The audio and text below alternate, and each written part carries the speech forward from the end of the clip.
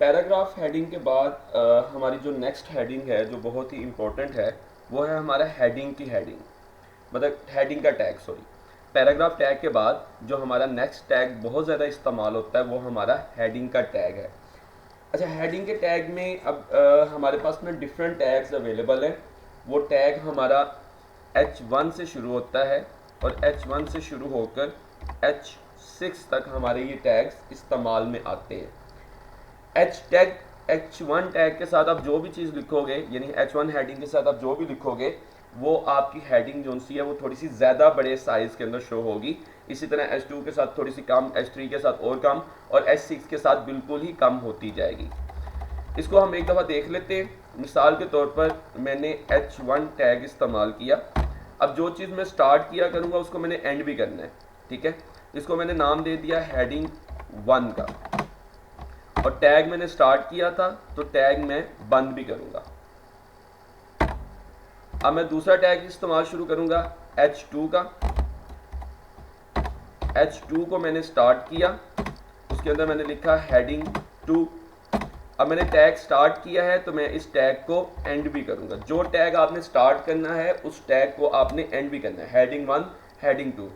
अब हेडिंग 3 का टैग मैं स्टार्ट करूंगा H3, उसके बाद मैं लिखूंगा हेडिंग 3, और फिर इस टैग को मैंने स्टार्ट किया था तो इस टैग को मैं एंड भी करूंगा। H4 की हेडिंग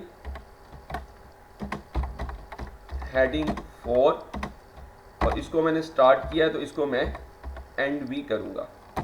सेम वही बात कि जिस टैग को भी आपने स्टार्ट करना है, जो भी टैग है उस टैग को आप स्टार्ट करोगे, स्टार्ट करने के बाद आप उसको एंड भी करोगे। जहां पे मैं ये हेडिंग 1, हेडिंग 2, हेडिंग 3, हेडिंग 4 या हेडिंग 5 लिख रहा हूँ, इसके दरमियान आप जो मर्जी लिख सकते हैं, यानी जिसको भी आप अपनी हेडिंग बनाना चाहते हो वो आप इसके दरमियान लिख सकते हो। अब उसके बाद हमने H6 का टैग, लास्ट हमारी हेडिंग है हेडिंग 6, और ये टैग मैंने स्टार्ट किया तो इस टैग को मैं एंड भी करूंगा।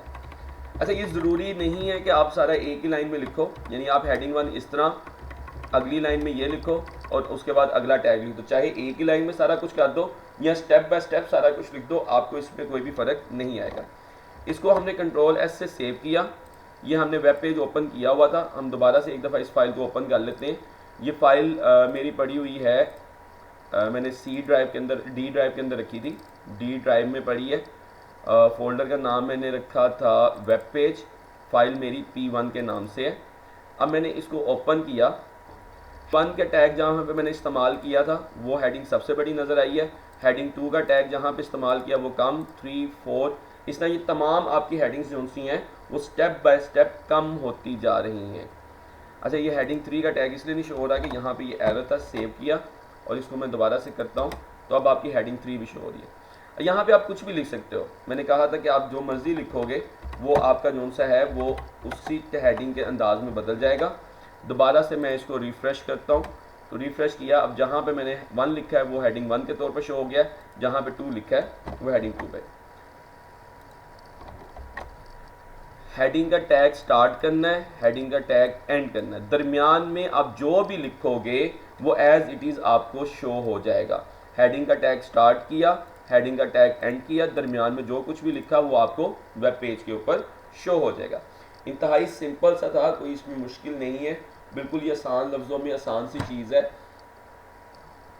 इसके अलावा आप किसी भी चीज़ को बोल्ड करना चाहते हो, इटैलिक करना चाहते हो, मिसाल के तौर पर मैं हेडिंग 4 को या ये दिस इज़ माई पैराग्राफ में से सिर्फ इसको मैं बोल्ड करना चाहता हूँ तो मैं इससे पहले बी टैग इस्तेमाल करूँगा। अब इसको सिर्फ बोल्ड करना है तो इसके इर्द गिर्द जो सा है ना, मैं बी टैग को स्टार्ट करके बी टैग को मैं एंड भी कर दूँगा। तो इससे होगा क्या, अब यहाँ पे मेरा जहाँ पे इस नज़र आ रहा था वो बोल्ड हो जाएगा। बोल्ड होता है थोड़ा सा गहरा नज़र आना शुरू हो जाता है। अब बोल्ड आपने कर लिया। अगर आप चाहते हो किसी चीज़ को इटैलिक में बदलना तो उससे पहले आप आई टैग इस्तेमाल करते हैं। मिसाल के तौर पर मैं माई को इटैलिक में बदलना चाहता हूँ तो आई टैग मैंने इस्तेमाल किया और आई टैग को मैंने एंड कर दिया। अब जब मैं इसको रिफ्रेश करूँगा तो माई मेरा थोड़ा सा तिरछा हुआ आपको नज़र आएगा। इटैलिक होता है थोड़ा सा तिरछा लिखना, बोल्ड होता है थोड़ा सा गहरा लिखना। अब मैं वेब पेज को अंडरलाइन करना चाहता हूँ तो बिल्कुल सिंपल सा टैग है यू टैग।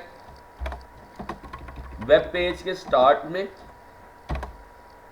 और वेब पेज के शुरू में यू टैग स्टार्टिंग और एंडिंग में इस्तेमाल करूँगा। जैसे ही अंडरलाइन में एंटर का मैंने बटन दबाया, वेब पेज मेरा क्या हो गया, अंडरलाइन हो गया।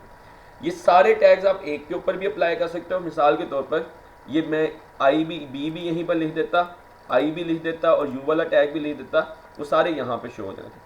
अब अगर मैं किसी चीज़ को स्ट्राइक करना चाहता हूँ, स्ट्राइक करने का मतलब है उसके ऊपर कांटा लगाना, कांटा नहीं मतलब लाइन लगाना चाहता हूँ, मिसाल के तौर पर दिस के ऊपर, तो स्ट्राइक टैग इस्तेमाल होता है, एक लाइन सी बन जाती है जिसके ऊपर भी आप करोगे, अभी आपको नज़र भी आ जाएगा।